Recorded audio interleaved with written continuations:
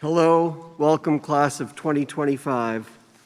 Welcome deans, faculty, staff, distinguished members of our community and student body in the auditorium with us today, and welcome to all the parents, grandparents, partners, spouses, children, friends, relatives, faculty, and staff joining us virtually. My name is Bob Englander. I'm the Associate Dean for Undergraduate Medical Education, and I am delighted to be your MC today. First of all, congratulations on passing your first test, a processional in the pandemic. Great work. What a special day. The white coat ceremony is always one of the highlights of the year.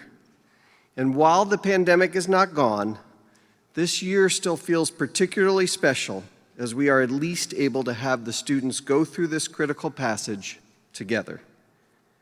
I speak on behalf of all of the medical school administration and staff when I say it is a true joy to be here with you today. To start off the festivities today, it is my great pleasure to introduce Dr. Jakub Tolar, Dean of the Medical School, for some opening remarks.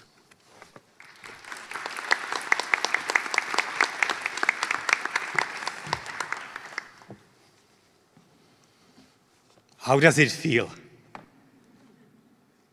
It's a pretty good day today, and as you enter in the first step, this first symbolic step on your path being a physician, how does it feel? Remember that. And let's start with the symbol of the white coat. It's not trivial, and it's no coincidence that the white coats are shared by scientists and physicians alike. Because it is science behind our compassion that truly builds modern medicine. You can have science without medicine, and I love that stuff, math and physics and other parts, but you can hardly have medicine without science. So as you go through the next 4 years and gather that information, that is a combination of scientific and very personal, you will gain some information, and in a Claude Shannon's definition, information is neutral.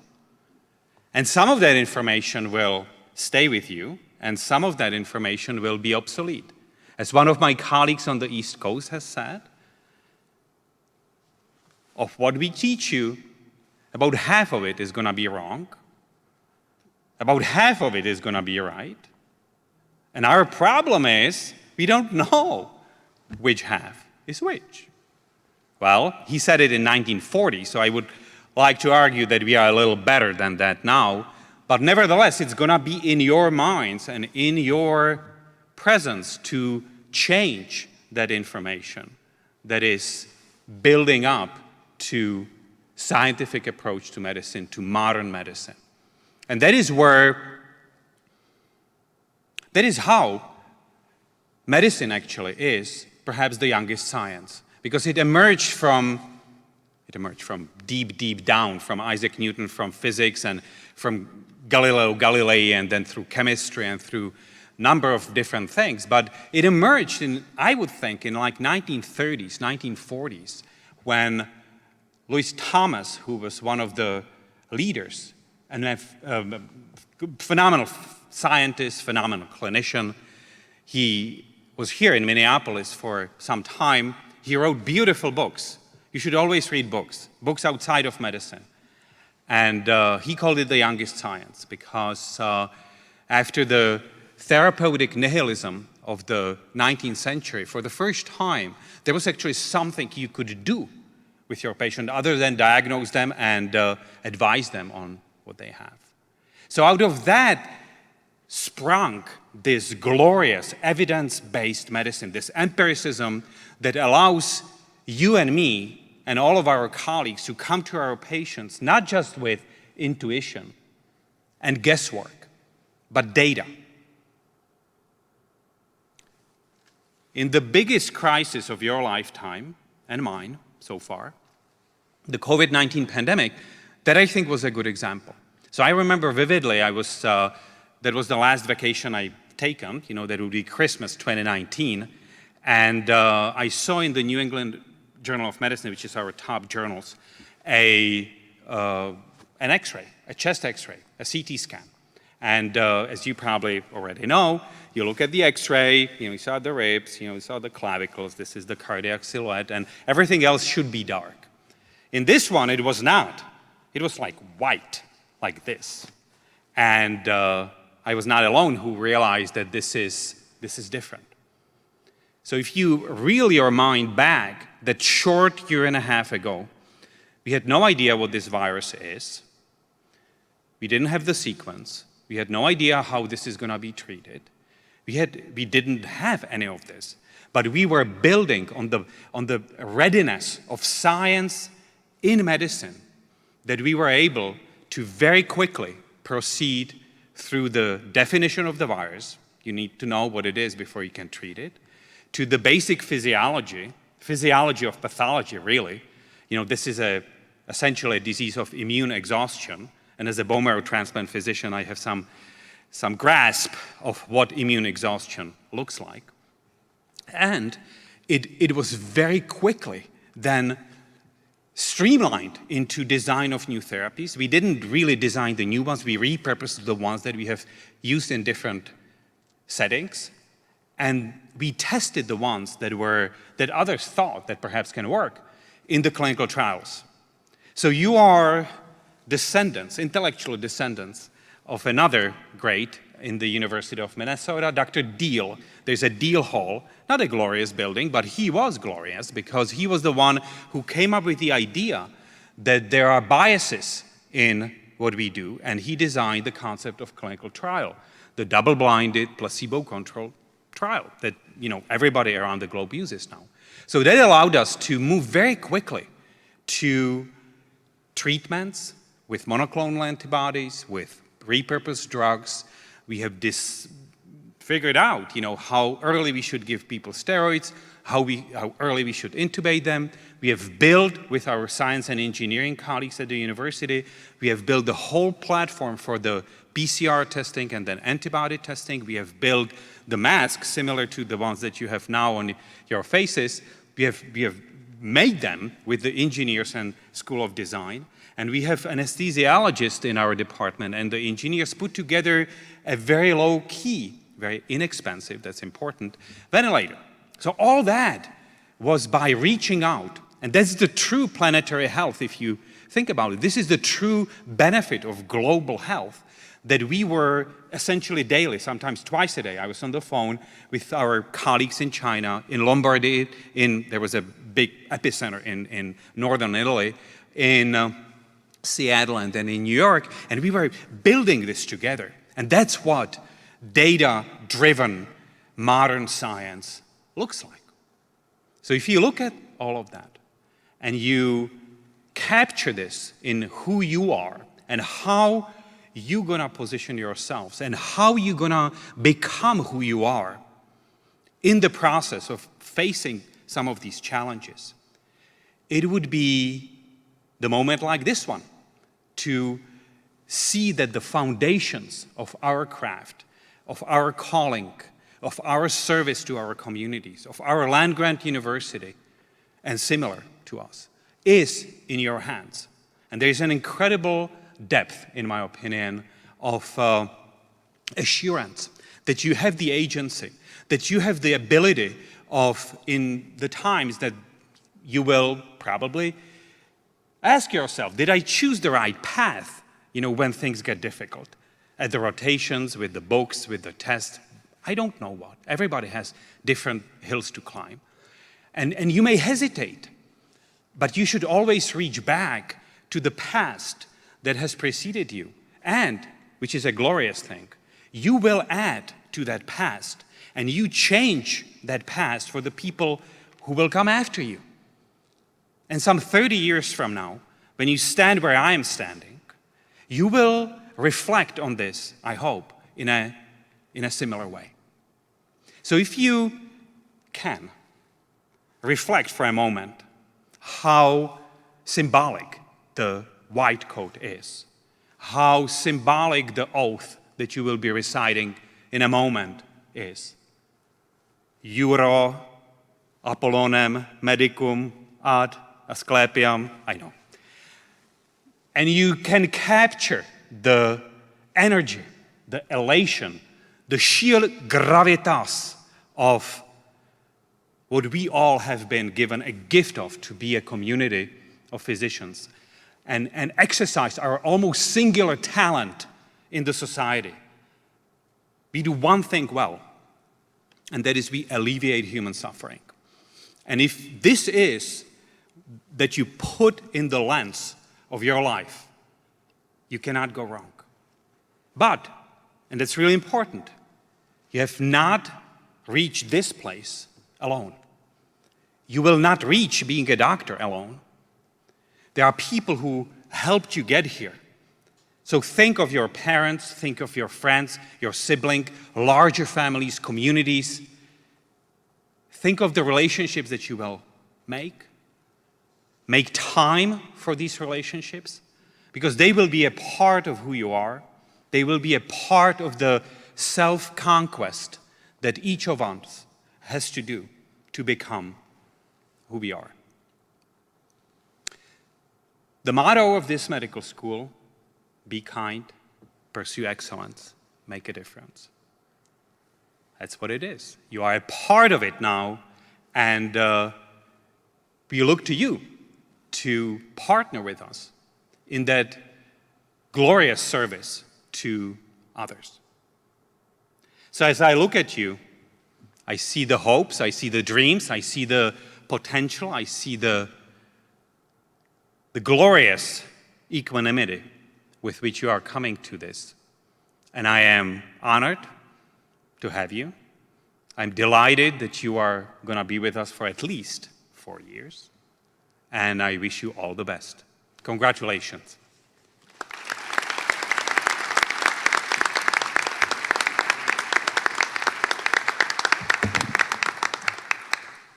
Thank you, Dean Tolar, for those inspiring words.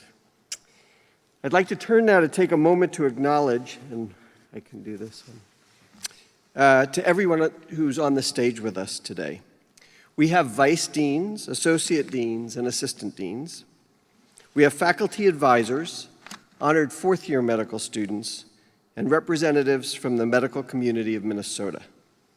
I also want to say a special thank you to Dr. Zeke McKinney, President-elect of the Twin Cities Medical Society, and Miss Annie Kropek, CEO of the Twin Cities Medical Society, for the gift of a medical pen light and pupil gauge for each student, and to the University of Minnesota physicians and medical school alumni for the gift of a stethoscope for each student when you're up on the stage. I'd also like to recognize the alumni of the medical school who are either here in this hallowed body with us or watching today, and thank them for their support of the medical school. Can we give them a round of applause for their support?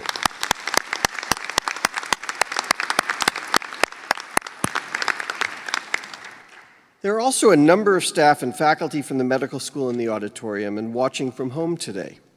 Thank you all for the incredible work you do to make this medical school the great place that it is.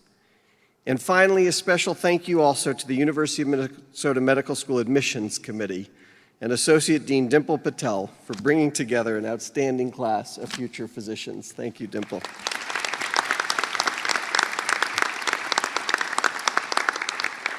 It's now my pleasure to introduce Dr. Mark Rosenberg, Vice Dean for Education and Academic Affairs, who's going to tell you a bit about the history of the white coat ceremony.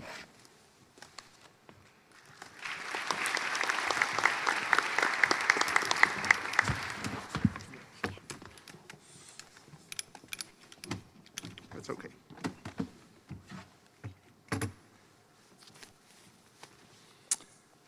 Good afternoon. Dean Tolar, education leaders, faculty advisors, students, and virtual guests. I want to warmly welcome you, the class of 2025, to the University of Minnesota Medical School. We are pleased you've chosen our school, and we look forward to working with you over the next 4 years and beyond.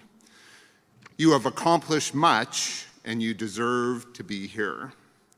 A special welcome to all of our virtual guests. Students will benefit from your ongoing support and companionship during their journey through medical education.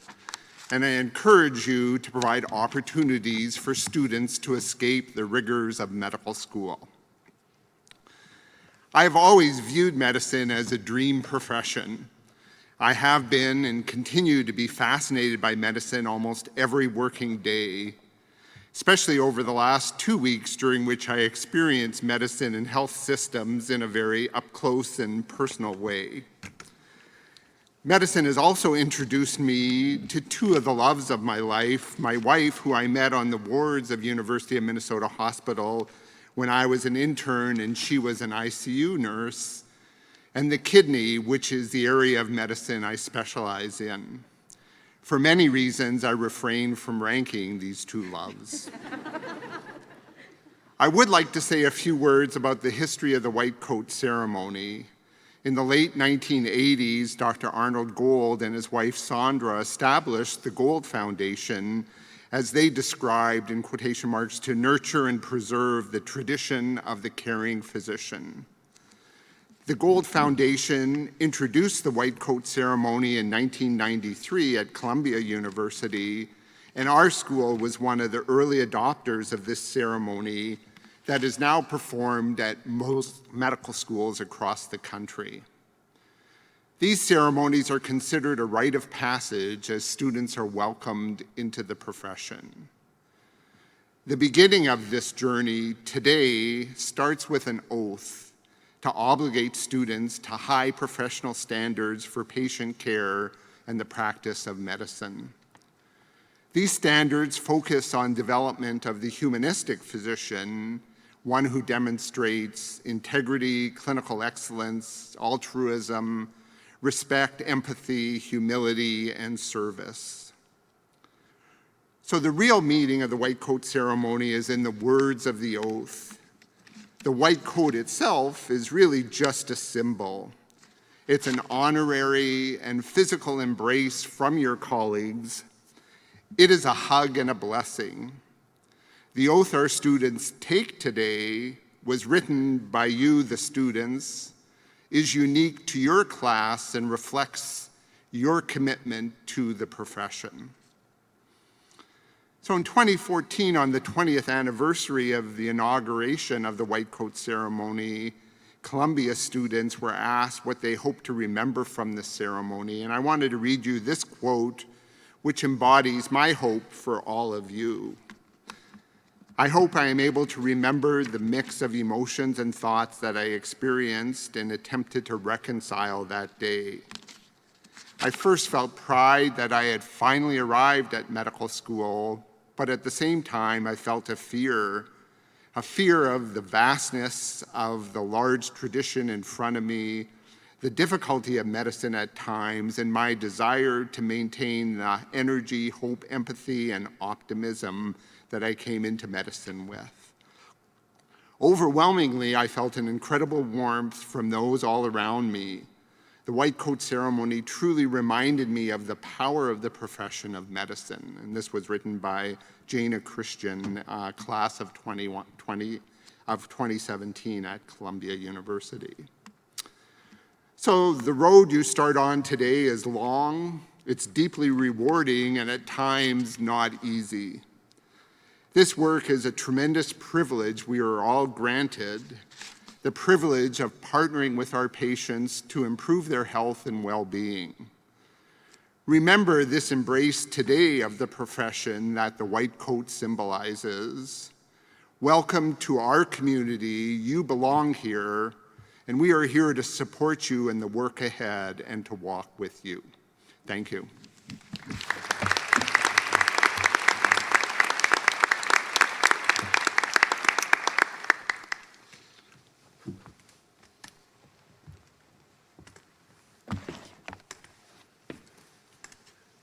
Thank you, Dr. Rosenberg, and thank you for making the effort to travel here today. I think you underscore for us just how important and meaningful this event is for all of us. We'd like to now turn to our student speakers from the Gold Humanism Honor Society.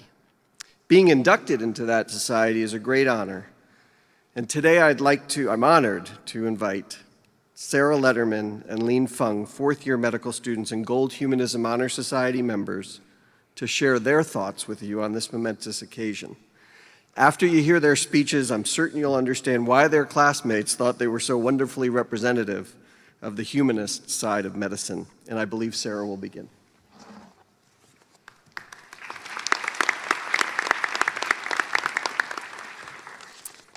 Thank you, Dean Bob.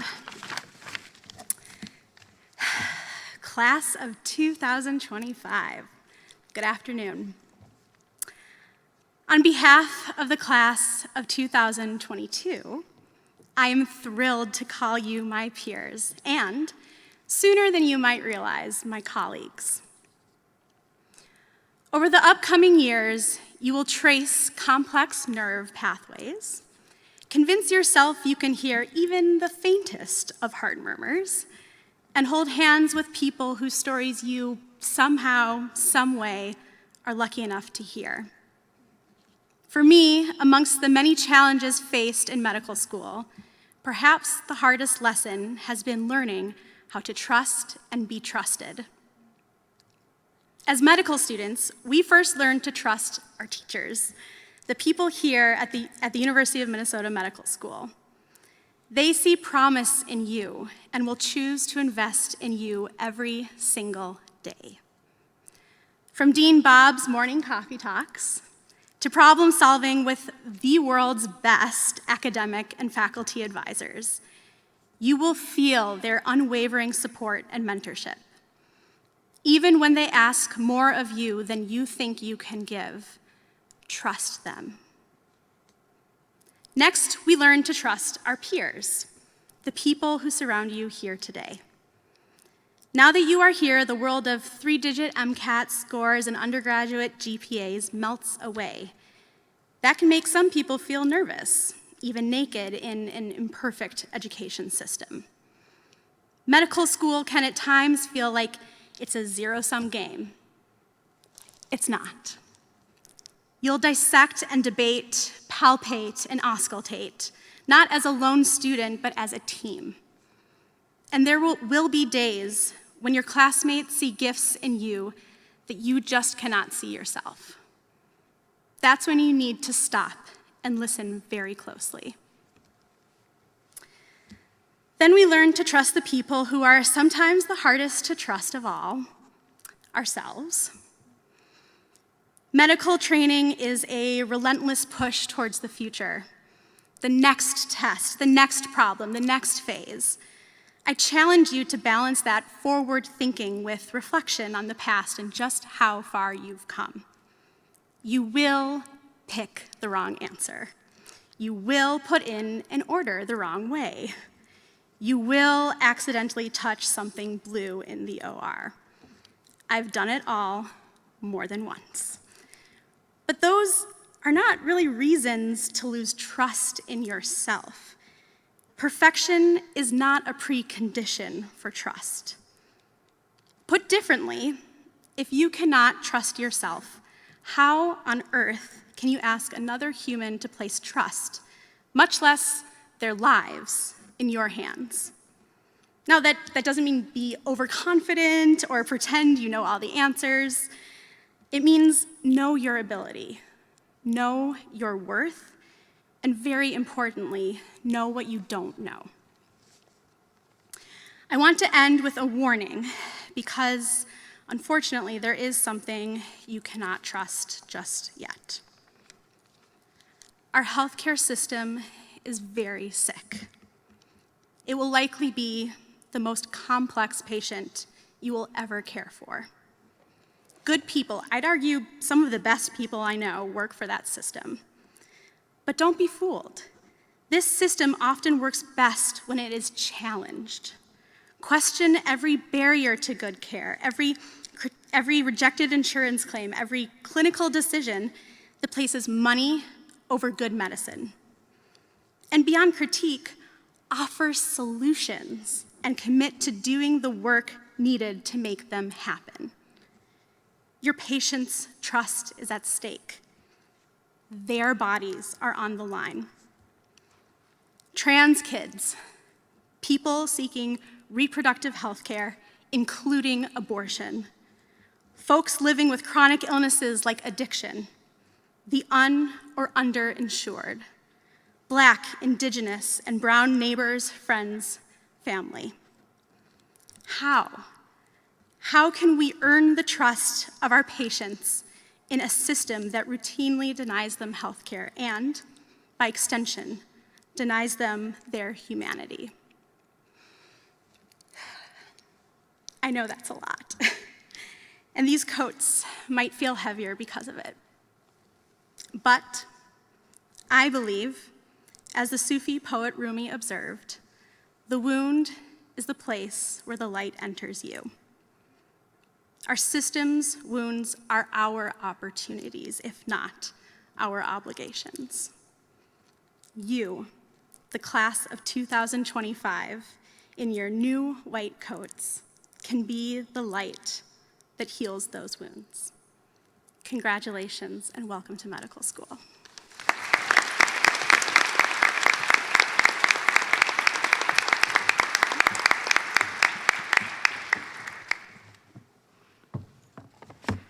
Well, thanks, Sarah. Good afternoon, everyone, and thank you so much for the opportunity to speak at today's white coat ceremony. First of all, congratulations for making it to the ceremony. All the hard work and sacrifices you made to get here are recognized. And you're ready for this. You belong here. The stage lights are really bright, but your energies are certainly brighter. And those energies give me a lot of confidence that you all will reach success in your own ways. And I really look forward to all the medical greatness you will create and lead. And I sincerely thank you for choosing to embark on this journey. This career is not an easy one, but I hope it will be as fulfilling for you as it is for us. So in the next 4 years and beyond, you'll be challenged in various ways. Mentally, which I'm sure you're all prepared for, emotionally, and possibly even physically. So night owls, you'll have to learn to get up by 6 a.m. eventually. 5:30 if you're on surgery sometimes. And things are about to heat up. Well, after the summer that we just had in Minnesota, well, actually most of the country at this point, you all know how to hit the heat, right? Well, we can use a little bit of rain. I grew up in Ho Chi Minh City, Vietnam, and it is hot there all the time. So whenever it rained, I would ask to go play in the rain with my friends as a good way to cool down. And occasionally my mom would comply. And my friends and I would run around the concrete jungle playing tag under the pouring rains. It was so much fun. And when I come home, my mom would always have prepared warm water and dry towel for me to rinse and dry off with. Wait, how is this relevant?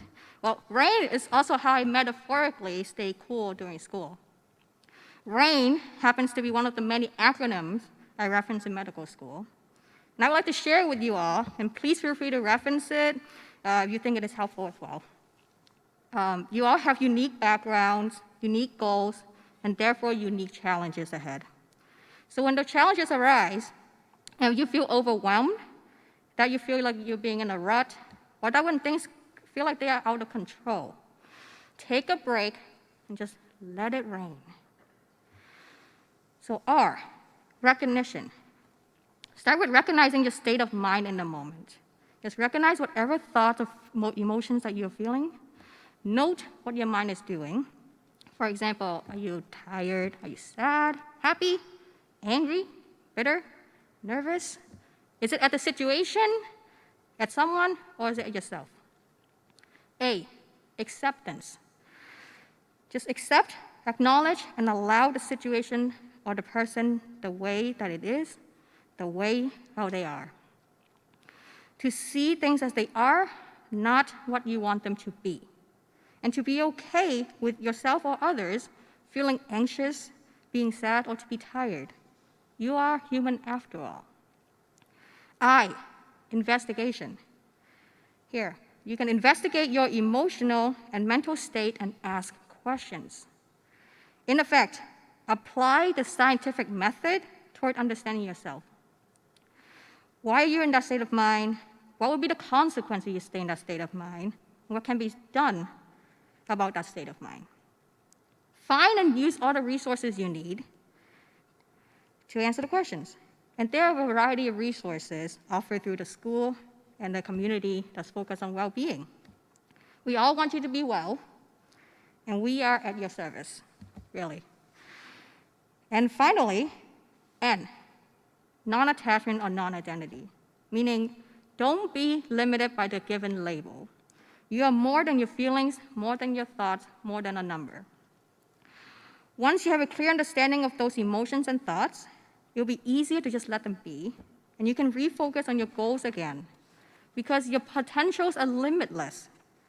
Don't let them be limited by your feelings and self-doubt. Take some time for yourself. Breathe through the rain, and when you're done, we are here with a warm towel for you. You will have a support system here. We all want you to succeed, and we will do everything we can to support you in your noble goals. I think it is safe to say, when I say we, I meant everyone on the stage, everyone watching this live, everyone in the white coat, soon to be in the white coat sitting next to you, all the way to the person you are thinking of who is across the country or across the world. So many thanks to the parents, siblings, partners, children, families, mentors, and friends that have been and will continue to support you throughout your training. And please, continue to keep them in mind at every milestone you reach. You will all be doctors. Which type is up to you to decide. You can do it. Believe in yourself as much as we believe in you. And whatever you choose to do it with love, stay curious, be kind, and have fun. Thank you.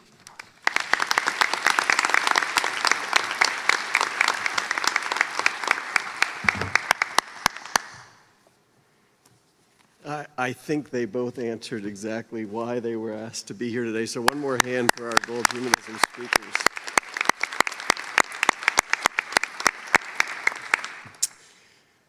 I now have the great distinct honor of providing your keynote address today. And I'm struck as I listen to the Dean's inspiring remarks and to Lean and Sarah's comments that part of what putting on this coat does is to call on us, to beckon us, to merge our hearts and our minds, to take what is best of both. And I really appreciate all the Dean's comments and the import of science and thinking and logic, and Lean added to that quite a bit. And I think Sarah was more, and I will now focus a little bit on the heart side of things. And I'm going to title this talk, The Coat of Loving Kindness. It's a privilege to be able to address you on this most sacred occasion. First and foremost, I offer my congratulations. You've already made it through a difficult course over many hurdles to join an elite group of students who are about to begin their professional careers in medicine across this country. You should also be congratulated for picking what I think remains a most noble profession, even as times change considerably, and we're faced with reinventing the profession to match the emerging needs of the public in this complex 21st century. I have been grateful for and sure of my decision to enter this field from the beginning. I wish for all of you that you can say that some 38 years from now, which is the duration of time since I sat in those same chairs figuratively in my first days of medical school. What I want to talk to you about today is perhaps not a typical topic for a white coat ceremony keynote, and that is the topic of love. But before I get started, I wanted to ask each of the students in this audience to take a couple minutes to deeply reflect on why you are here, in the deepest sense. What motivated you to come to medical school? What factor or factors resulted in your sitting in these seats today? Dig deep and keep asking why. If, for example, your first answer is because my mom is a doctor, then ask why her being a doctor impacted you enough to want to go to medical school. If the answer is because you saw how happy and fulfilled she was, then ask why was she so happy and fulfilled? What exactly do you hope to emulate? In just a moment, not quite yet, I'm going to ask the students just to pair off or get in threes and share with your partner what the primary motivator was for you when you decided to pursue becoming a doctor. I want your partner or partners to ask you at least 2 more rounds of why until you really get to the root of the reason you're sitting in these chairs today. And for the faculty and dignitaries on stage, take a few minutes to reflect on and perhaps even share with a neighbor what motivated you to enter the field of medicine or the field of medical education. What sustains that motivation? What brings you joy and fulfillment in your work? And finally, for the friends and family members in the audience, why do you think the student you are here for today chose the profession? How do you think they're answering the question why? So starting now, let's take 4 minutes for each student pair or 2 minutes each, and then I'll call us back to order. So please start reflecting.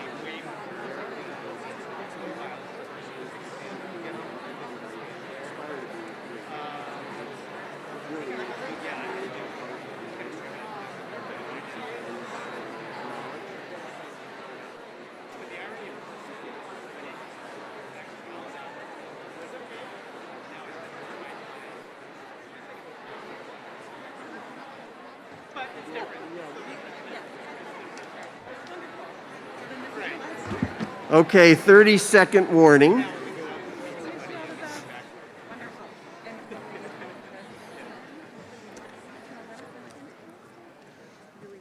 So thank you. It didn't seem like there was any lack of opportunity to think and talk there, so that's awesome. So if I now asked you to each stand up and answer what the answer was for you, we might not finish the white coat ceremony in the first semester. So instead, I'm going to name a few categories. I'm going to ask you to raise your hand if a primary or one of your primary motivators, one of your root causes for your decision to go to medical school was related to the following. How many of you cited a relationship as your primary motivator, perhaps with someone in healthcare, a patient, or a teacher? I see about a third of you have your hands raised. How many of you are here motivated primarily by your ability to excel in math and science? Okay. How many of you mentioned the desire to heal and care for others as your primary motivator? Awesome. And how many of you cited the ability to be engaged in healthcare-related discovery at this particular critical time for us as your primary motivator? Again, several of you. How many of you were driven here by your excitement over the preparation, chemistry, physics, biology, the MCATs? Okay, for those of you at home, the answer is 0. And finally, how many of you were driven by the economics of healthcare, the opportunity for a good and stable income? Never mind, don't raise your hands. I think that what you just saw in each other is that the reason that you are here, or one of the driving reasons that you're here, is your desire to bring meaning to your lives and careers through relationships. Yet a lot of medical education in the 20th century and even into the 21st century has been focused mostly or solely on science. Don't misinterpret my emphasis. I am not debasing or dismissing the importance of science. In fact, what distinguishes doctors from other professionals is often our deep rooting in the science and scientific methods. I am suggesting, however, that the scientific foundations are for many a means to an end and not the sole end in themselves. The end is much more related to the human aspects we just enumerated: healing, relationships, and caring. And I would argue that underlying all of those motivators is love. Love is a really tough word in the English language. The single word expresses a spectrum of definitions. The Greek language presents us with 4 types of love, all rooted in the Bible. Filial love, from the Greek philia, represents the close love of friendship. Eros represents physical, sensual love. Storge represents familial love as the bond between mothers, fathers, sisters, and brothers. And finally, agape represents unconditional, selfless, and sacrificial love. For the purposes of our discussion today, I suppose what I'm most getting at is the concept of love is represented by that latter term, agape, perhaps closest to the English term, loving kindness. In preparing this talk, I came across a beautiful Buddhist poem on the concept by Chien Hung. The title of the poem is Metta, which comes from the Buddhist tradition, and it means a benevolence towards all beings without discrimination that is free of selfish attachment. It is a strong, sincere wish for the happiness of all beings. The concept of metta, as elucidated by the Chien Hung, captures my understanding of loving kindness. So here's the poem called Metta. Stemming from within, we all have a gift to share, a gentle smile, a comforting touch, every moment cultivating a boundless heart towards all beings with loving kindness. In the face of aversion, confronted with old hurts, that is when kindness eludes us the most. As we put up barriers, we forsake others, we abandon love, and eventually we forget. Deep down inside, there are parts of us we try to hide even from ourselves, the things we are not proud of, our mistakes, our fears, our own vulnerabilities. Just as we shut them away, so too do we close off ourselves from those who remind us of our imperfection. We lose sight of our aspiration. Loving kindness in its purest form comes from acceptance and embracing ourselves for who we are. And in that, Learn to love others wholeheartedly, unjudgingly, and unconditionally, without justification and condemnation. This way, the barriers melt away, allowing love and kindness to shine in its entirety. Metta. Having shared with you the basis for my attention to love today, that is, in many ways it underscores the why we are here today, and having examined the working definition of loving kindness we will use so beautifully expressed by Chien Hung, I want to turn now to a brief look at medical education over the past century to frame the place of love in the course of becoming a doctor. Most of what we do today is actually based on the work of a man named Abraham Flexner, a great educator who in 1910 wrote a treatise on the state of medical education in the US and Canada. He lambasted the lack of attention to science and the lack of standards for medical education. At the time, most medical schools were for profit, and thus the major factor for admission was wealth. As you can imagine, the result was an absence of quality control over the educational process, and many schools produced quite literally quacks. I am happy to report this was not the case for the majority of large university-based schools such as ours. Flexner's work resulted in a dramatic change in medical education over the ensuing 25 years, including the prerequisites for medical school that you all know, chemistry, biology, and physics, and an undergraduate experience, which was not required before that. And the 2x2 structure of medical school focused on the foundational sciences in the first 2 and the clinical sciences in the last 2 years. The focus then, while elevating standards, was on what the curriculum should be, without attention to the outcomes expected of the students completing those requirements. Towards the end of the 20th century, educators began to realize that this structure of medical education and training and the uniform focus on knowledge and patient care skills was producing graduates unprepared to meet the demands of residency, and residency graduates unprepared to meet the needs of practice. Over the past 15 years, we've turned to a system of competency-based medical education, and when we start by delineating the competencies doctors need to care for patients in this century, and then we have those outcomes drive our curriculum. This movement started first in graduate medical education for residents and has only recently begun to shape changes in the nation's medical schools. The notion of a 21st century physician now includes 8 major domains of competence: still knowledge for practice and patient care skills, but also professionalism, interpersonal communication skills, systems-based practice, practice-based learning and improvement, interprofessional collaboration, and personal and professional development. Recognizing additionally the ongoing importance of science to the advancement of medicine, the University of Minnesota adds a 9th domain, scientific and clinical inquiry. Now, I appreciate that these domains move the conversation forward enormously compared to the late 20th century when the focus was almost exclusively on knowledge and patient care. In fact, I've committed the scholarly portion of my life to competency-based medical education. I'm thus invested in teaching and assessing the competencies, but even though I am certain that we will vastly improve healthcare if we can dedicate ourselves to ensuring physicians demonstrate these competencies, there's something that leaves me wanting as I talk about the domains and their requisite competencies. I've pondered why the current state leaves me wanting and want to share a story with you from about 10 years ago that was my aha moment. I'm lucky enough to be part of an amazing learning community of interprofessional healthcare educators dedicated to catalyzing improvement in healthcare. About 75 to 90 members of the group gather every non-pandemic summer for a week in a beautiful setting on a lake in Vermont. Each day we sit with a different contingent of the participants. One particular day I was sitting next to an erudite gentleman named J.J. Steinberg, a pathologist and residency program director at the time. The assignment was to think of an educational program we had developed successfully and reflect on why we thought it was successful. With a glow in his eyes, he spoke about how he had taken the pathology program from a point of especially low morale and turned it around. As the active listener, I was prompted to ask why he thought he had been successful, and without missing a beat, he said to me, "Love. It all starts with love, Bob." As we spoke together, I tried to untangle what he really meant at the heart of that statement, and I think it was this: a great program in pathology, or any other specialty for that matter, has to start from a place of love. Loving what he was doing, loving the residents, loving being a part of their growth, and loving the patients who would be on the receiving end of that growth.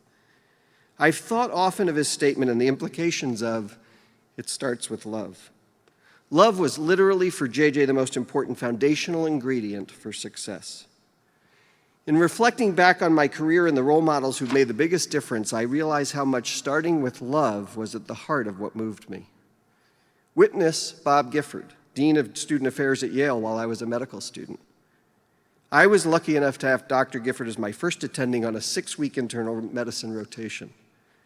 2 encounters stand out for me. The first was Mrs. Brown, a woman in her 50s who was homeless, schizophrenic, brilliant, and charming. She was admitted for pneumonia and an oxygen requirement and was also noted to have lice on admission. I have to admit, remember being a bit disturbed by the lice and always feeling an itching in my scalp on entry or departure from the room. The first time we went in as a team, I will never forget Dr. Gifford going right to the bedside, sitting in a chair, and taking Mrs. Brown's hand in his as I presented the medical facts of her presentation. He remained focused on her throughout, and I watched her paranoia melt away as he held her hand and watched her, mitigating as I inevitably stumbled through some of the presentation. I mostly remember the true power of his loving kindness, how non-judgmental he was of her circumstances, and how he treated her with great respect. When I returned to her room later, she said in her affected Southern accent, "I simply love that Dr. Gifford. He's so handsome and smart. Please tell him I said so." Later, I saw Dr. Gifford and told him about my conversation with Mrs. Brown, and he responded, "And I love her too." He went on to lament how our society has allowed her to be homeless, noting that while we could certainly help with her pneumonia and her lice, there was so much more we could do to help her heal.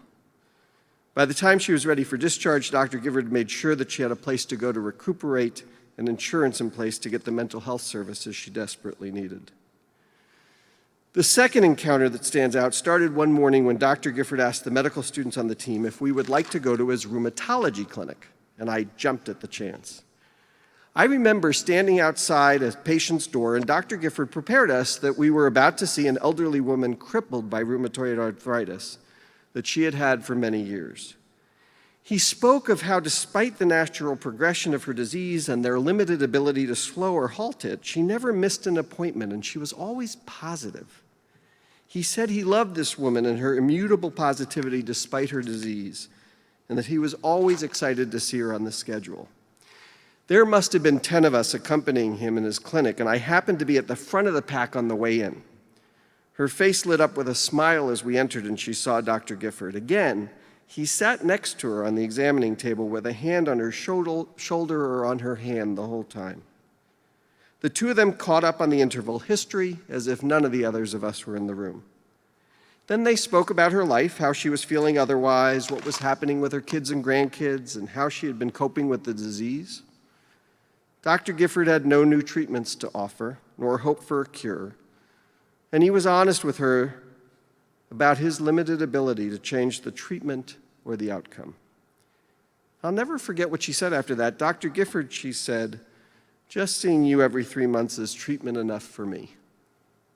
He blushed and smiled and told her how much he loved seeing her as well. As I had been the first to enter the room, I was the last to leave. As I walked by the examining table where the patient was sitting, I felt a tiny tug on my arm, right like this. I turned to see her hand crippled with arthritis on the sleeve of my own proudly worn white coat. She motioned for me to come close and lean near my ear, and she stated, "Son, if you can be 1/10 the doctor that Dr. Gifford is, you will have a shining career."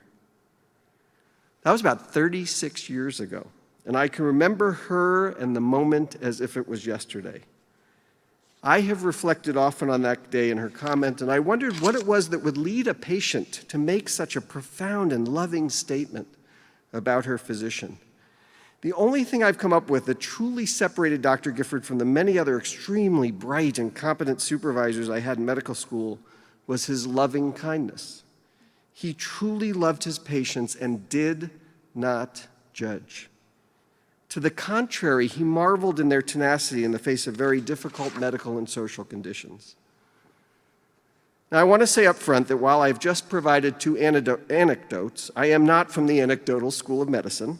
The power of the story is potent, but I remain an empiricist, and I want to note that there is ample evidence that healing is a combination of our ever-increasing prowess in diagnosis and treatment and the many human factors that strongly affect our biology.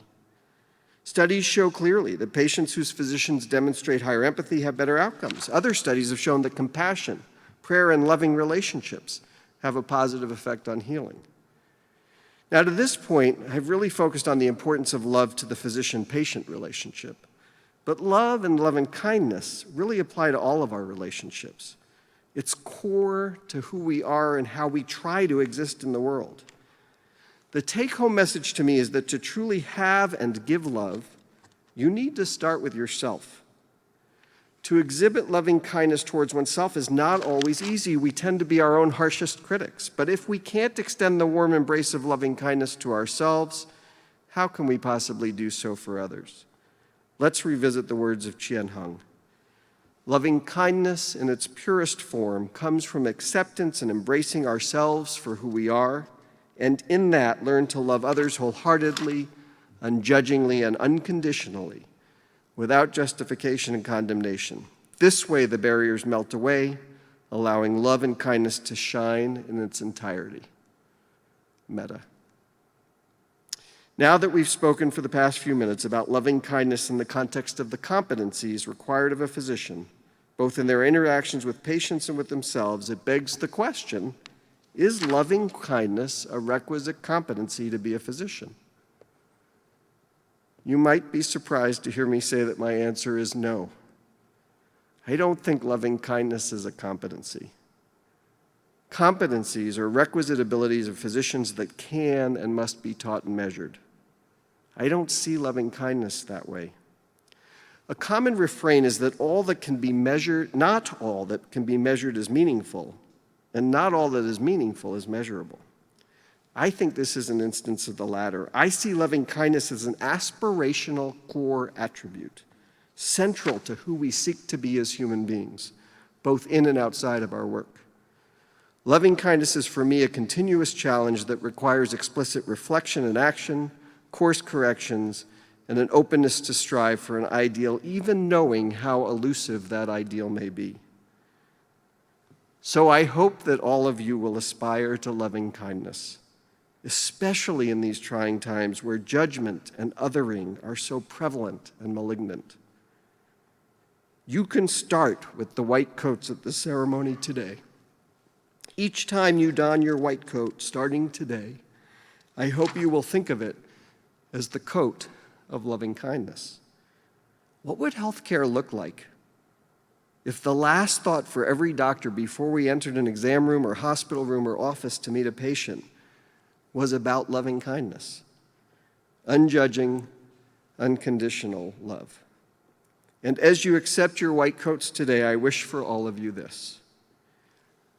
May you spend your lifetimes learning and loving your chosen profession, loving the peers who have also embarked on this journey with you, loving your many teachers who will both teach you what you want to be and what you don't want to be, loving your patients, each of whom shares the gift of their lives with you, loving your families and friends who have most assuredly played a large role in your being here today, and loving and caring for yourselves so that you can reach your greatest potential and find joy and fulfillment along the way. And may all of us be at least 1/10 the doctor that Dr. Gifford is. It's been a privilege to address you at your white coat ceremony. I can think of only one way to end this talk, and that is with love. Thank you and congratulations.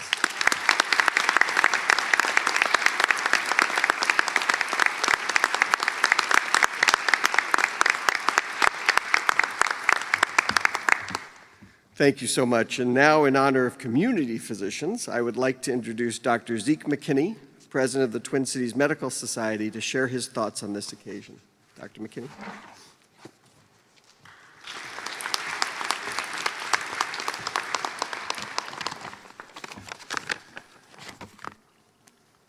It's quite the honor to follow the keynote speaker.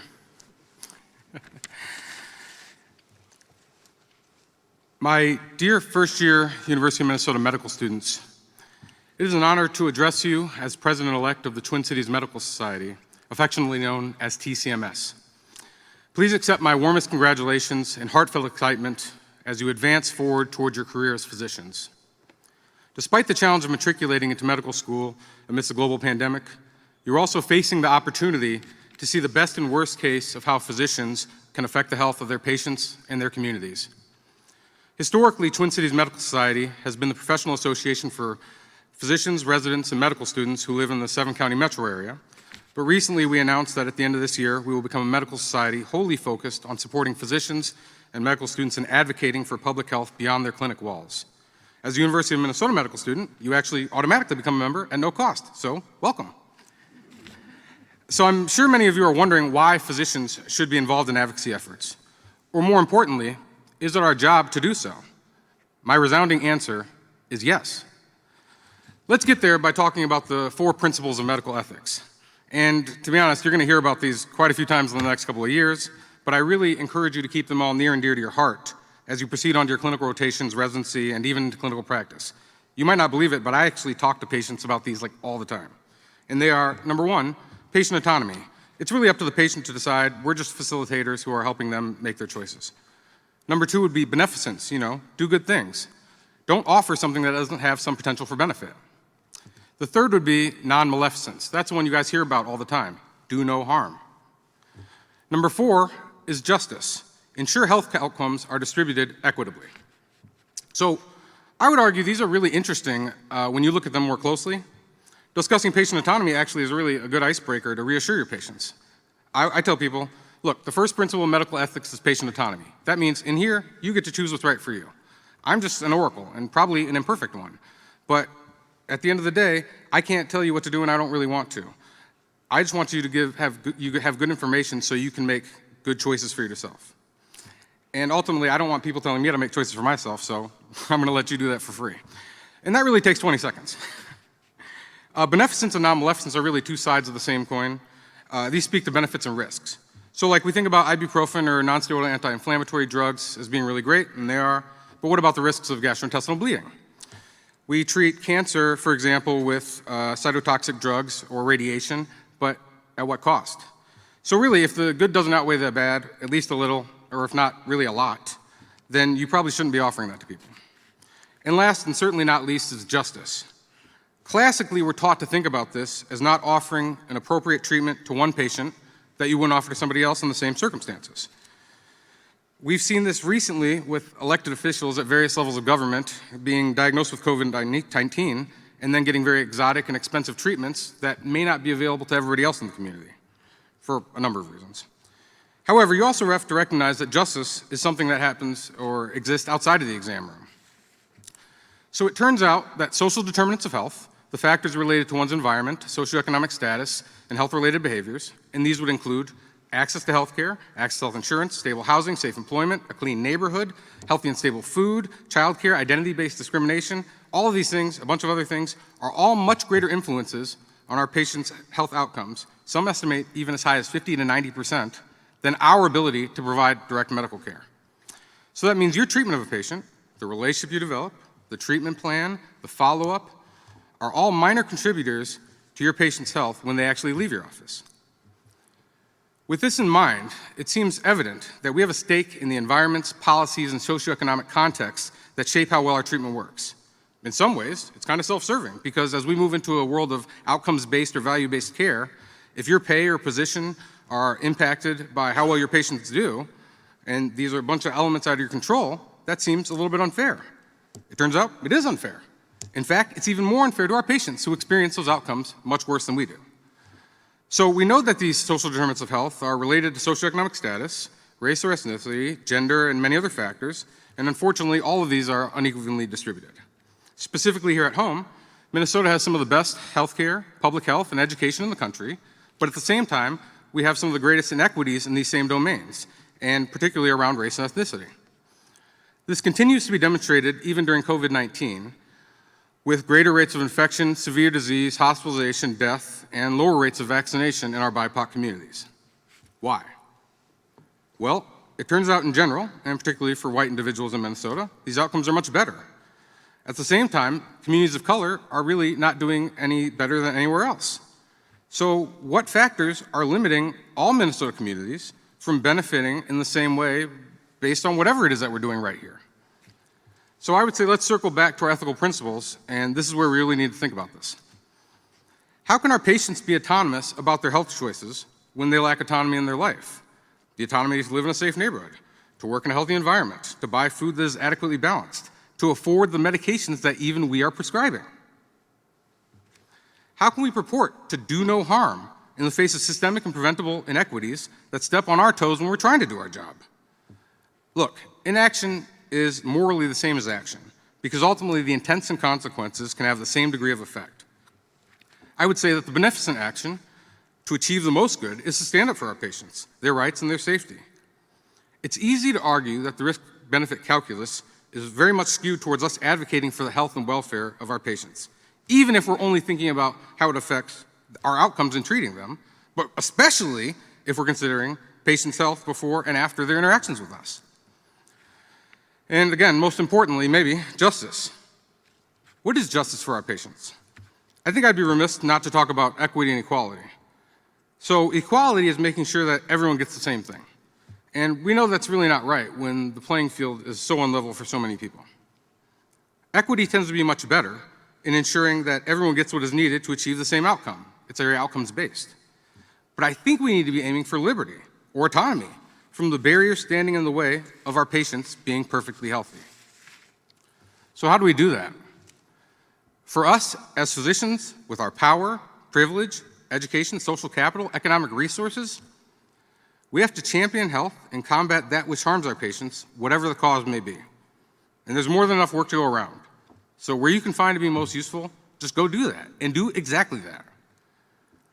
The past year with George Floyd's murder has shown us how something as seemingly unrelated to health as law enforcement practices affects our communities. And that's not a new problem at all. We cannot claim ignorance of these issues, and to be honest, I think we should be embarrassed if we were to do so. We have all the tools at our disposal to identify and attack these problems. And that really is your responsibility, to hold fast to these principles, to be a hero. Because, as Spider-Man says, with great power comes great responsibility. And so look, you're being given that power right now, today. And you also have to accept that responsibility. So I congratulate you, and thank you for having me.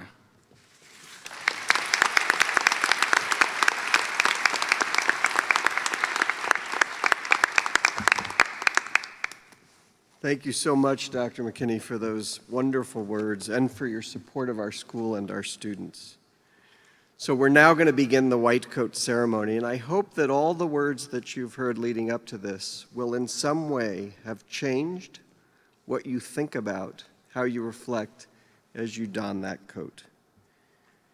I'd like to explain how we're going to conduct this. Our students are organized into learning communities by their faculty advisor groups, and we have many faculty advisors on the stage today, from the first day of medical school, and they continue with those groups for the next 4 years. Today, the advisors will place the coat on their students, thus symbolically starting that journey.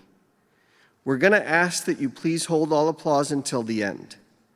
Each student will get the coat to my left, to your right. You'll cross the stage after being coated, and then you're going to be escorted actually outside for a picture so that we can ask you to take off your mask for the picture before returning to your seat.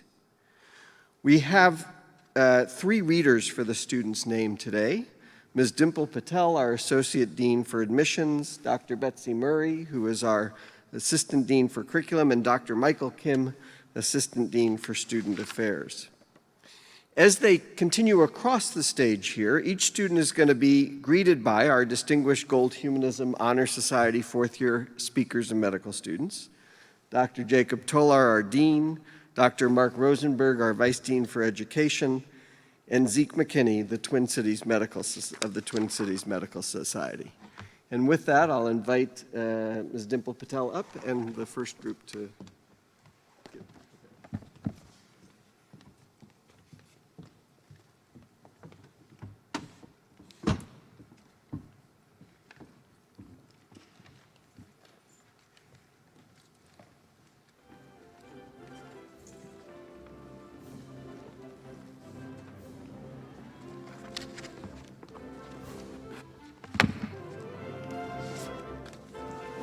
Alina Ahmed.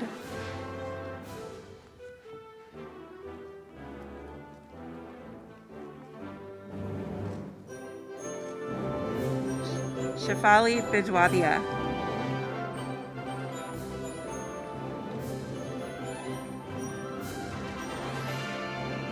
Sarah Bushi.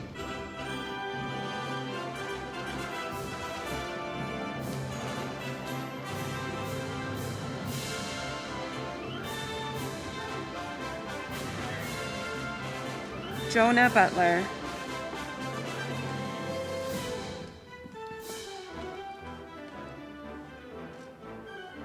Chelsea Cornish.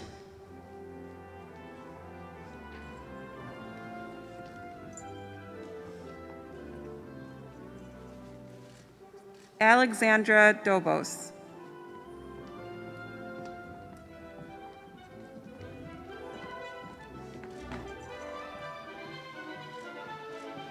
Maggie Fisher.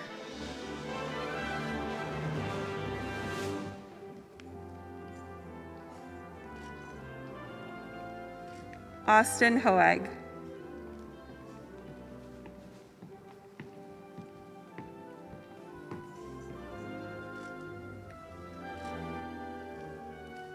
Michael Kelly.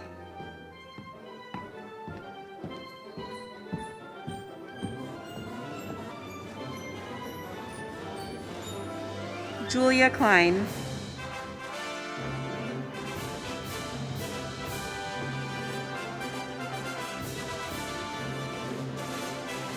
Jake Robinson.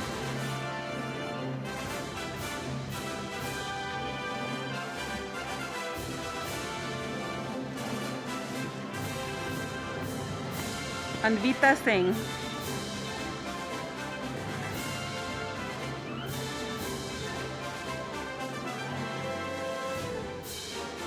Bailey Van Isle.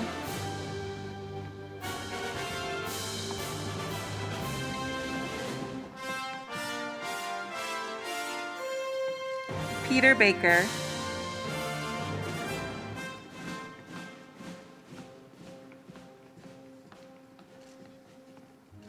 Erica Bien.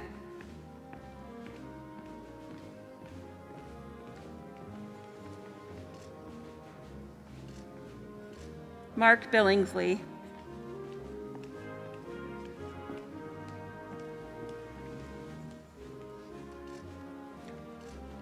Hugh Burke.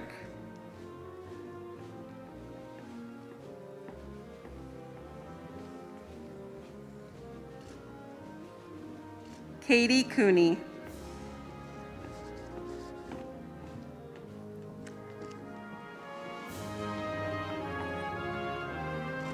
Jason Fowler.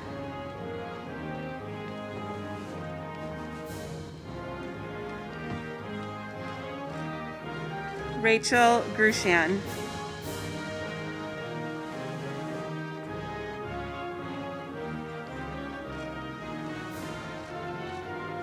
Nicholas Habel.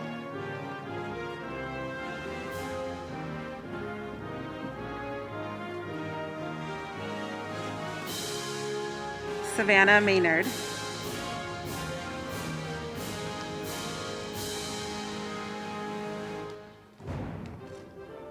Joe McGrath.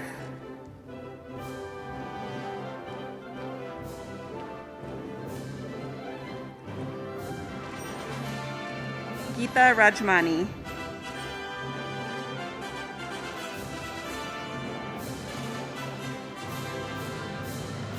Lensa Toka.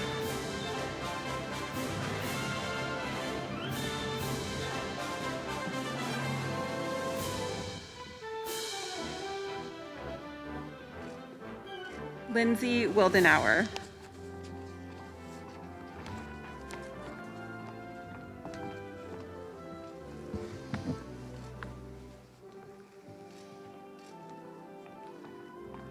Partha Doriawa.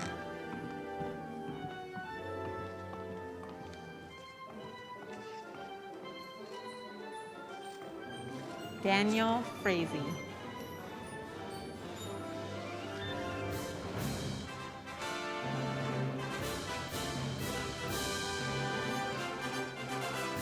Wildomla Colander.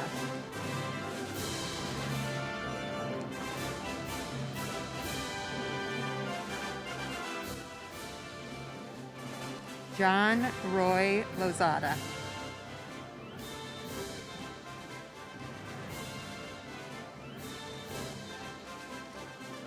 Carly Miller.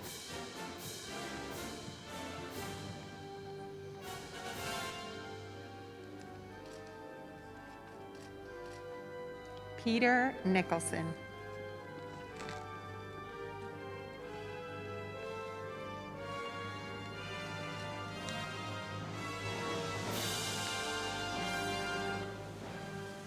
Ayomide Ojibuabo.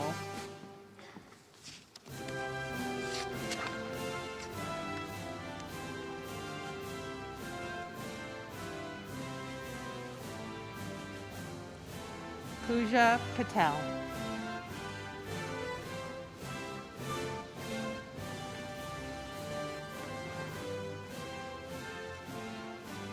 Eduardo Quesada Diaz.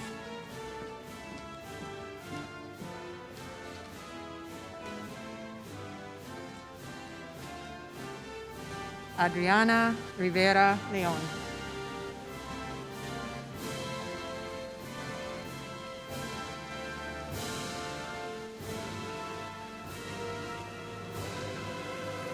Oliver Stockard.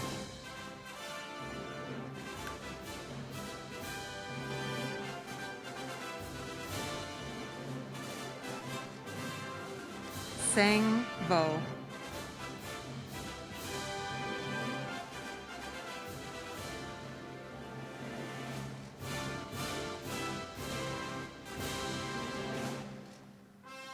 Melissa Walsh.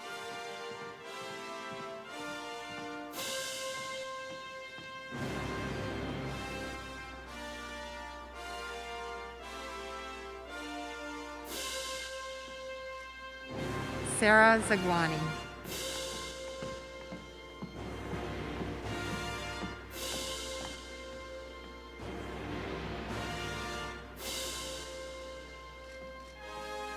Nick Badwa.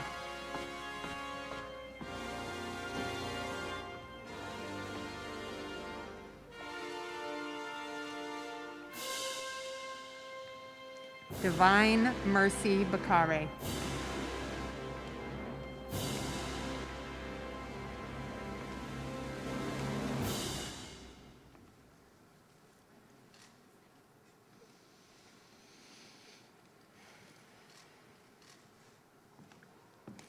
Sarah Bojanin.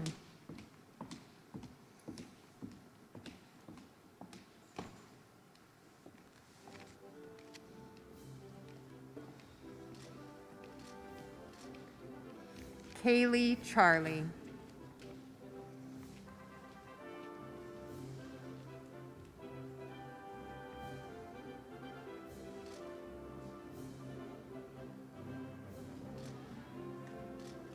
Martha Demules.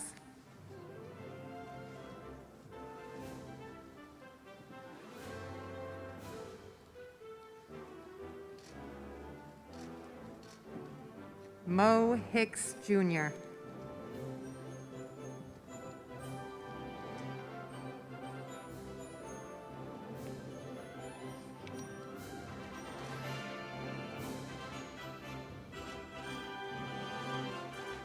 Habibatu Eheli.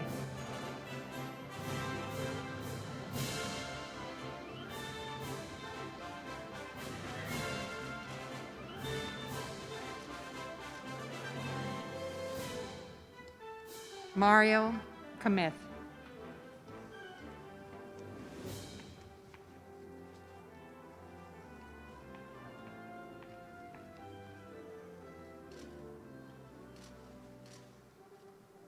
Kaylor Krivenek.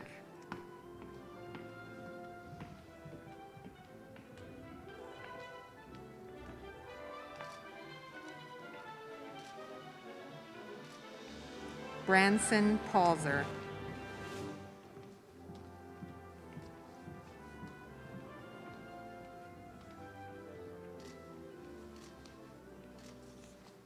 Gerardo Ramirez.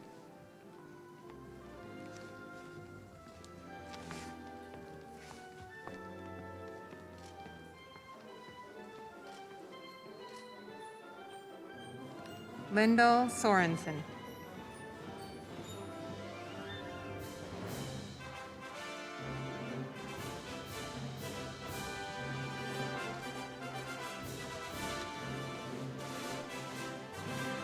Dean Wondrak.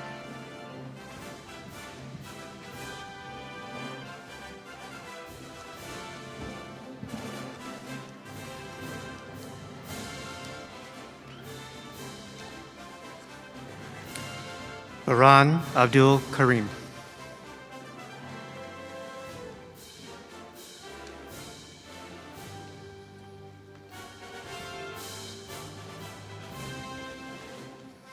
Salman Ali.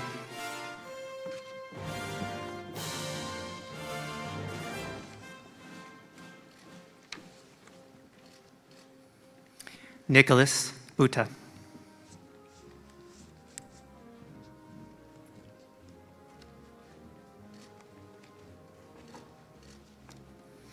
Kiri Carlson.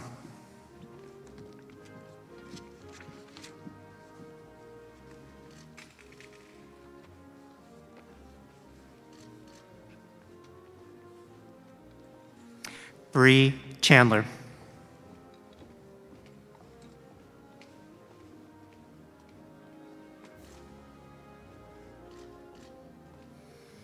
Sarah Carls.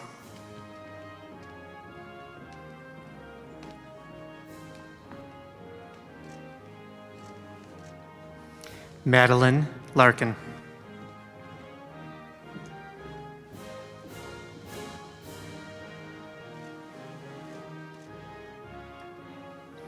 Olivia Manikas Hill.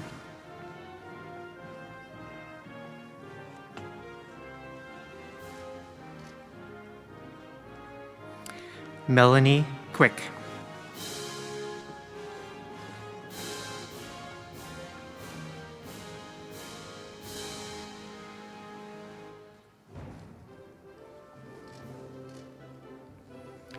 Ross Robinson.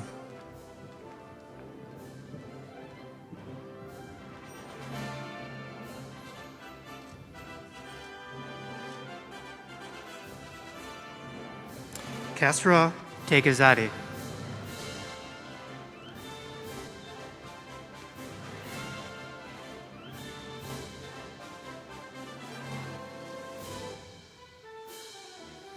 Jasmine Tata.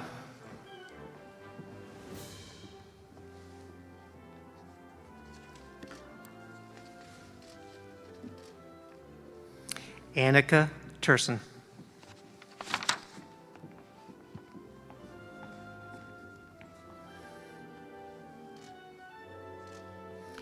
Jordan Amins.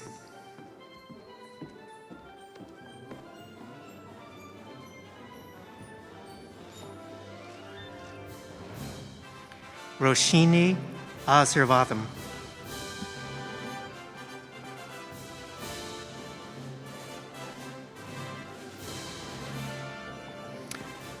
Austin DeBoer.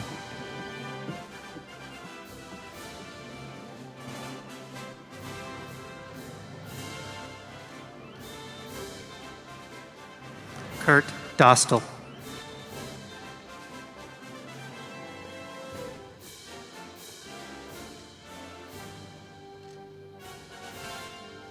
Sarah Fino.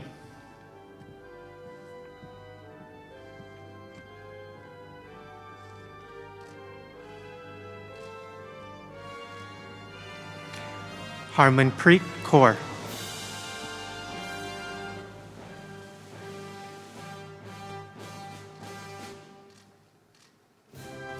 Yaroslav Owens Pachinka.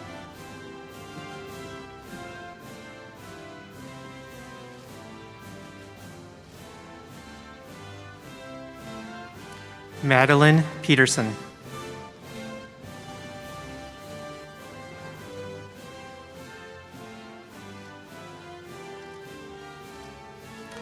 Sophie Sampson.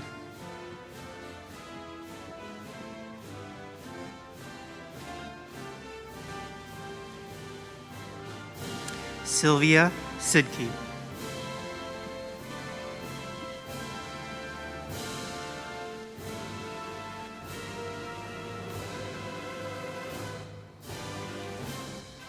Tarbin Erdal.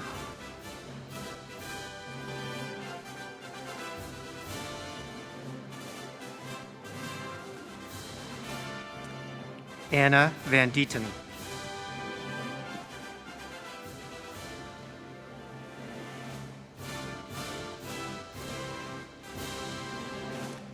Luchi Vang.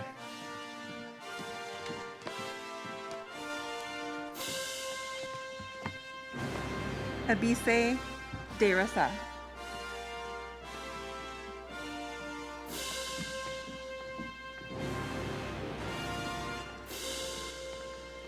Justin Furzit.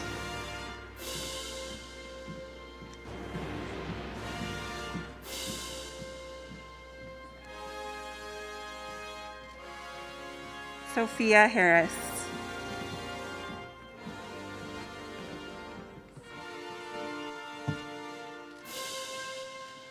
Annie Lee.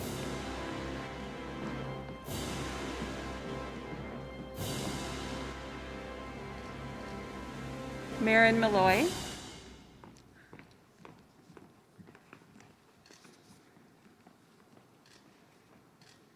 Keaton Pendergrast.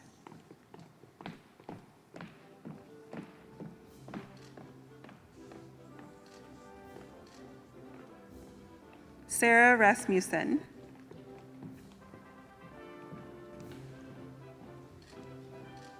Nuong Senge.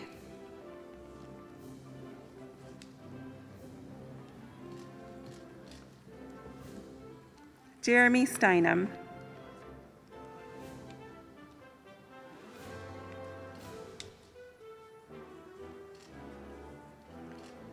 Maddie Sunloff.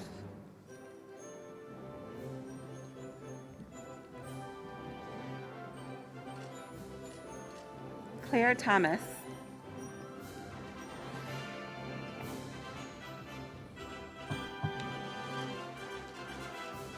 Garrett Wagner.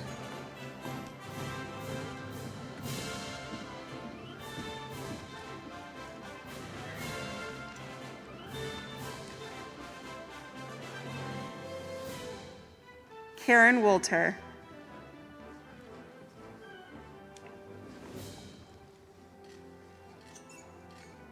Kyle Brazina.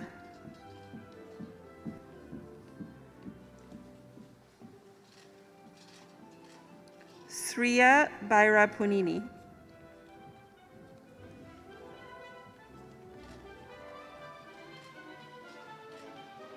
Alan Gao.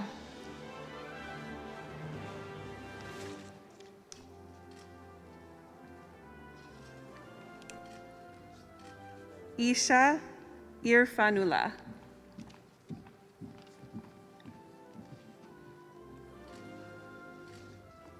Alessandra Joseph.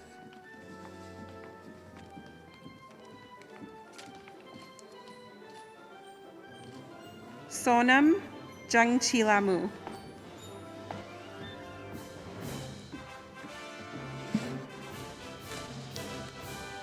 Raisa Kabir.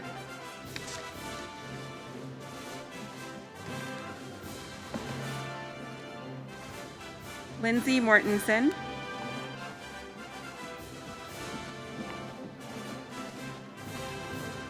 Bree Murray.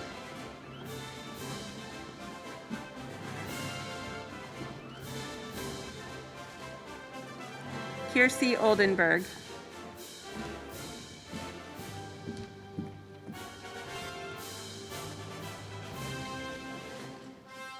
Anna Rousey.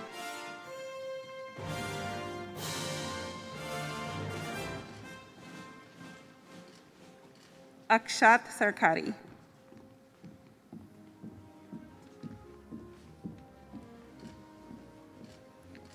Rafat Soleiman.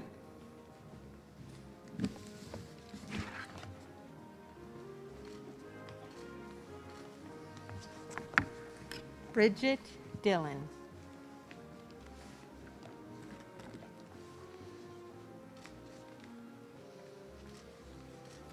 Kaisa Elliott.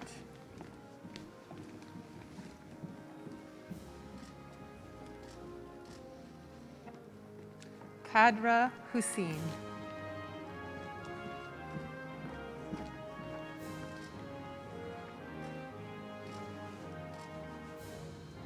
Edith James.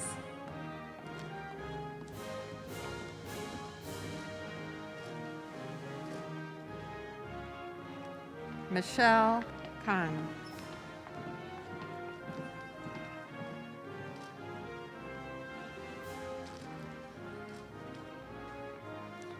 Dylan Carilla.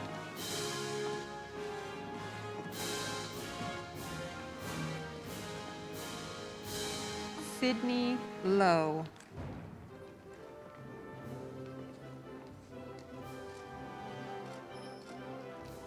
Taylor Loth.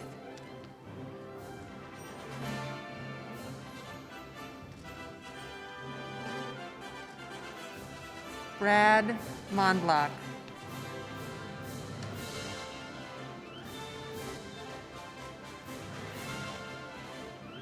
Caitlin Mulhern.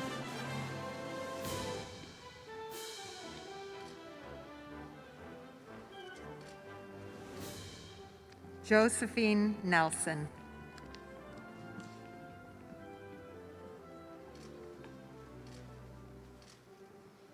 Richard Engwin.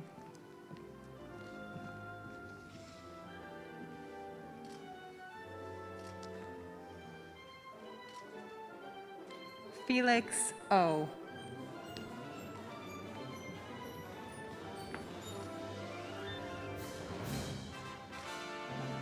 Amarachi Orokwe.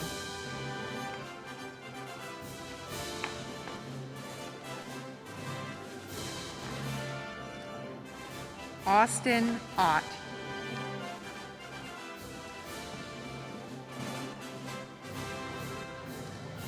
Young J. Park.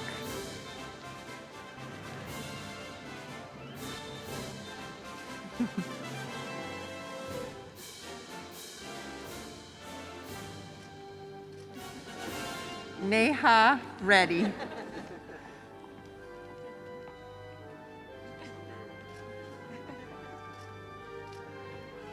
Charles Senmoa.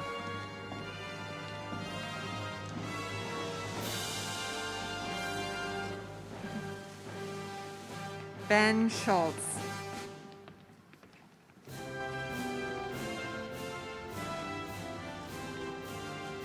Brittany Scollin.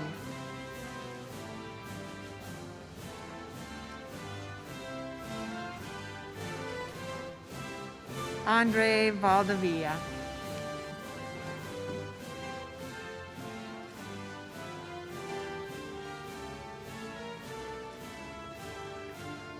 Delaney Wilton.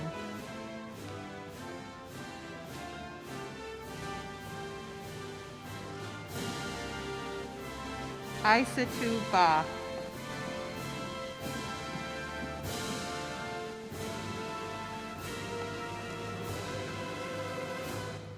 Mario Bertliot.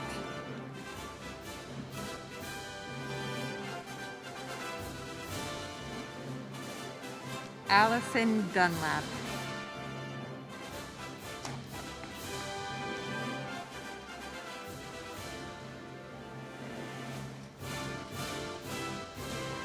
Rishabh Gupta.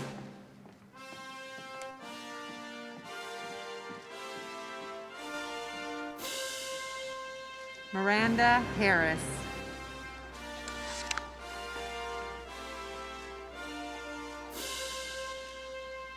Nikki Heinen.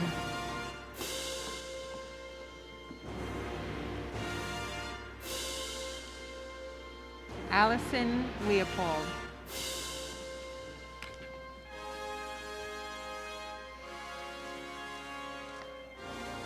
Madeline Marker.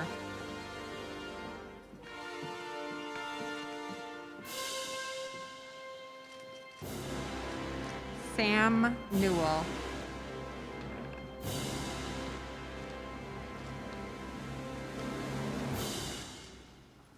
Jacqueline Ross.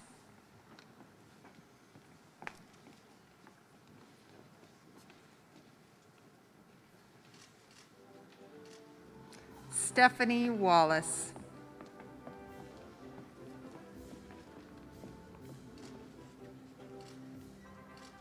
Dylan Welch.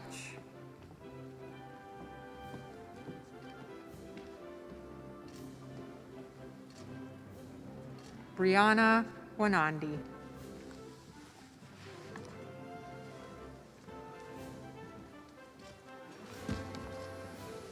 Matthew Awad.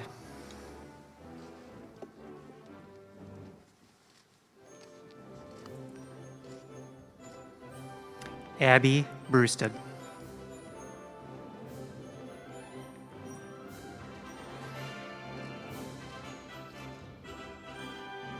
Crystal Chang.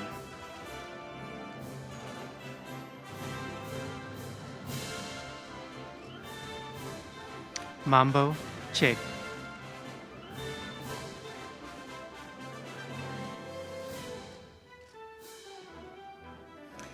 Reem El Bushir.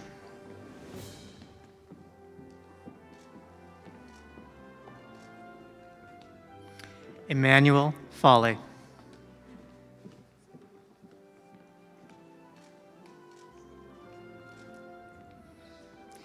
Gabby Gervais.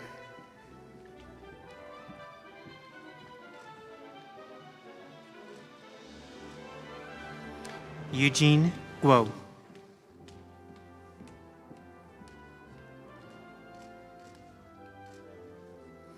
Madison Colbo.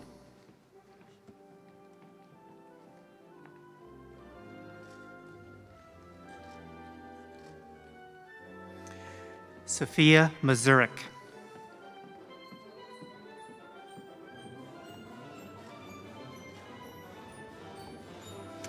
Benjamin Miller.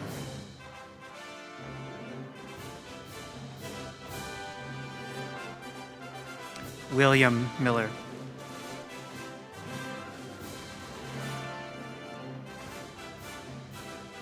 Heather Nelson.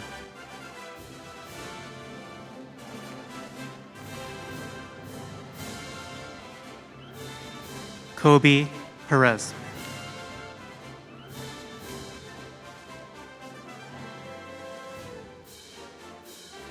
Vinith Raman.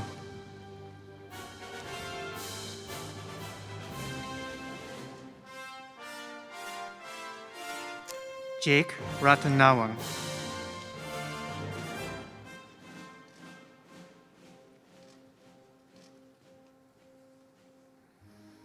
Glenn Silu.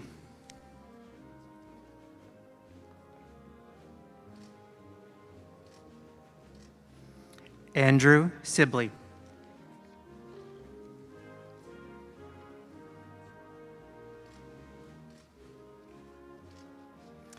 Maritza Vernil Steele.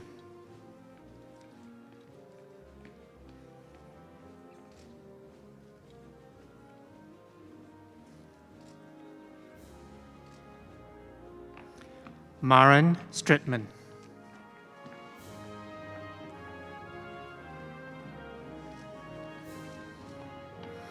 Christine Tana.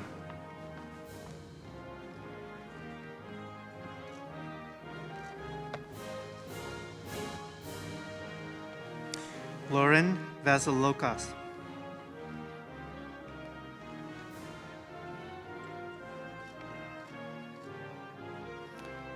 Ibrahim Abdallah.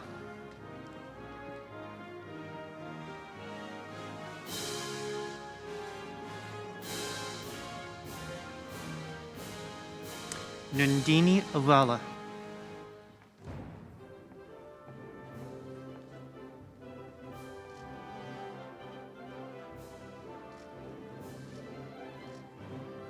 Zoe Gabrielson.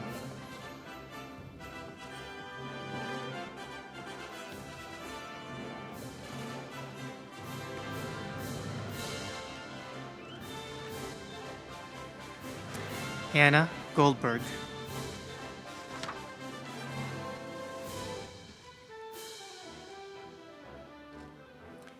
Romy Lee.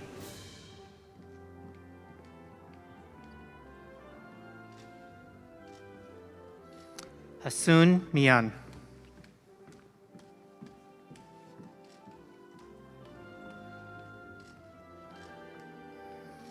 Caitlin Sawyer.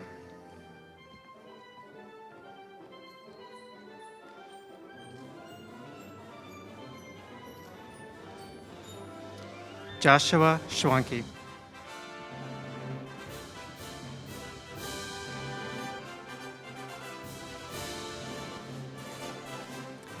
Hina Shaw.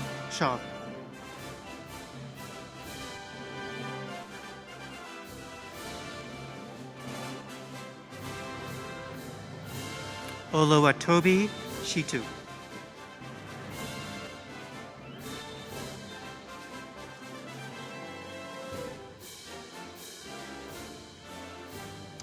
Anna Strauss.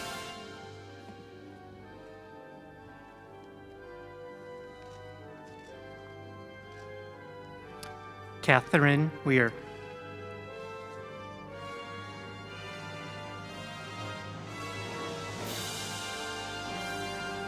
Shannon Joe.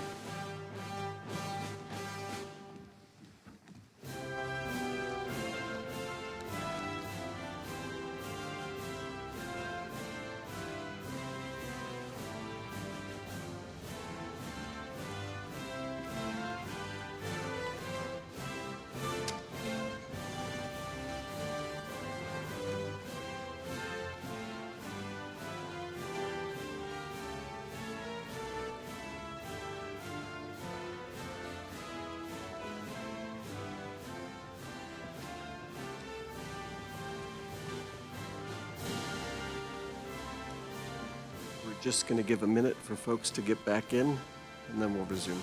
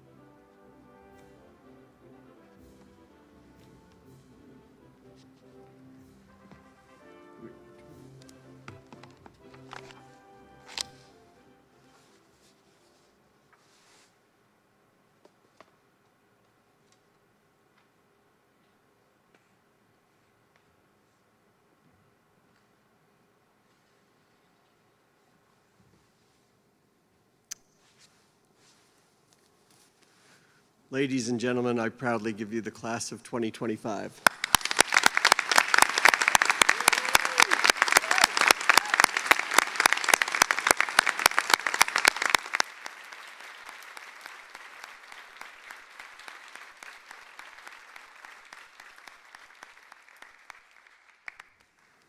I just want to say one of the things that's most dramatic from the stage as we do this, and we've talked a lot over your first week here about community. And the transformation that occurs today as you are individually entering into the profession of medicine is also a communal change. And what I would invite you to do right now is to stand and turn around if you're look at yourselves. You were a normal group of students that were indistinguishable from another group of students when you entered here. And now you are a very distinguishable group of future physicians. So again, stand up, take a look at each other, give yourselves a hand.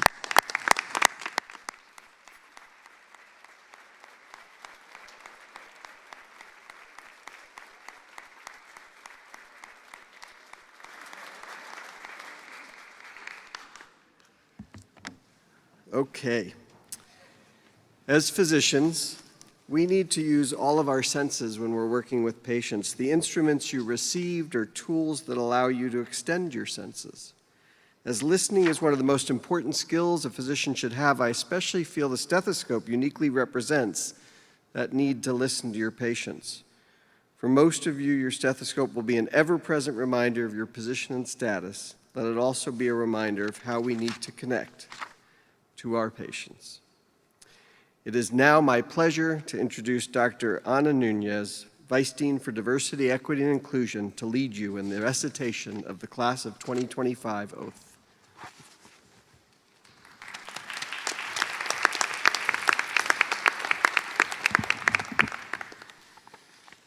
Class of 2025, you are the first in real life class that I have met becoming a Minnesotan.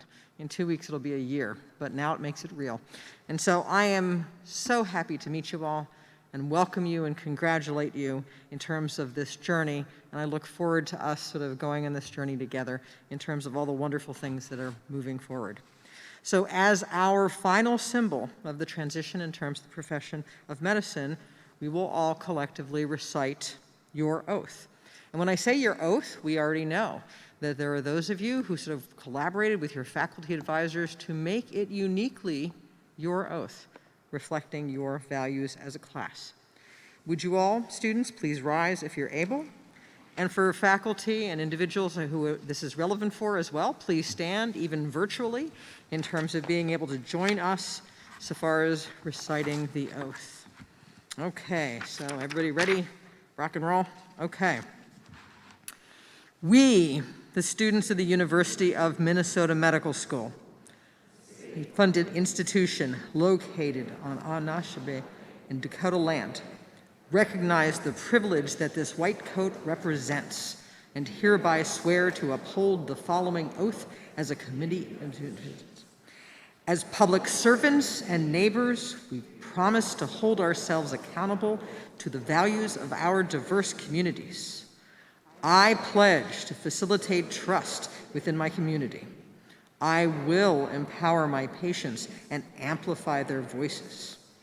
I will strive to set an example for practicing and prioritizing mental, spiritual, and physical well-being. Leading with empathy and warmth is crucial for providing holistic, adaptive, and patient-centered care. I will serve each patient with cultural humility while communicating with them in an accessible manner. I will recognize that where I may have limitations, others have strengths. I pledge to utilize my interprofessional team to make informed decisions. As a lifelong learner, I will remain curious. I vow to dedicate myself to the advantage of informed care. I vow to approach the craft of healing my patients as a science and an art. I promise to treat the patient and not just the disease. I recognize that racism and discrimination have pervasive effects in healthcare today. Traumatic events involving police brutality, COVID-19, and climate change have illuminated the many inequalities that remain. I am cognizant of my privilege and social responsibility.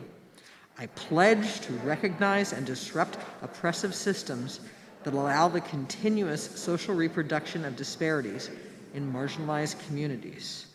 I pledge to be actively anti-racist. I pledge to be a mentor who fosters future generations that challenge inequitable and systemic biases. We acknowledge that the empathy, integrity, and dedication required to be a physician are not sustainable without care for oneself. When morally fatigued, we will provide space for our mental health and that of our colleagues. We will foster an environment where we all feel supported. We will devote ourselves to interprofessionalism, lifelong learning, service to our communities. We pledge to uphold and reflect upon this oath, to be anti-racist, equitable, culturally humble, and empathetic physicians. Congratulations.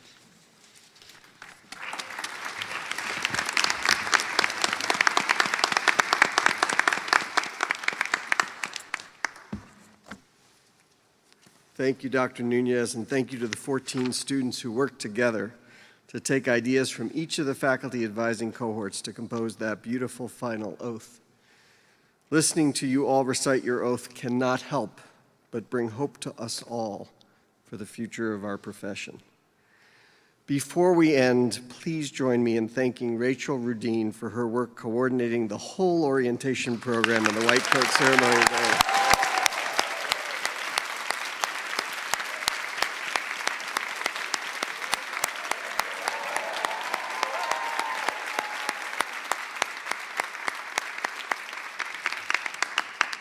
I'd also like to thank and acknowledge David Russell and his team at Northrop Auditorium for making this event possible, and they managed the entire live stream to allow all your family and friends to watch at home. So thank you, Dave and team.